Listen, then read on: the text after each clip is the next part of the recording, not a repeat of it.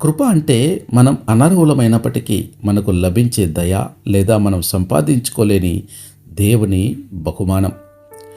దావీదు మెఫీబోషెతును వెతకడానికి కారణం మెఫీబోషెతు మంచివాడు కావడం కాదు, లేదా తన కోసం ఏదైనా చేయడం కాదు. కారణం దావీదు యోనాతానుతో చేసిన నిబంధన. నేను నీకు దేవుని దయ చూపించాలనుకుంటున్నాను అన్నాడు. ఇది సమూయేలు 2వ గ్రంథం 9వ అధ్యాయం 3వ వచనంలో ఉన్నమాట. దావీదు తన ప్రియ స్నేహితుడైన యోనాతానుతో చేసిన ప్రమాణం కారణంగానే మెఫీబోషెతుకు దయ చూపాడు. మెఫీబోషెతు ఏ విధంగా అయితే యోనాతానుతో నిబంధన కారణంగా దయ పొందాడో, అదేవిధంగా మనం యేసుక్రీస్తు ప్రభుతో కొత్త నిబంధన ద్వారా, దేవుడు చేసిన నిబంధన ద్వారా పాప క్షమాపణను, రక్షణను పొందుకున్నాం. మనకు దయ చూపడానికి దేవుడు మన మంచిని చూడడు, ఆయన క్రీస్తు యొక్క పరిపూర్ణ బలిని చూస్తాడు.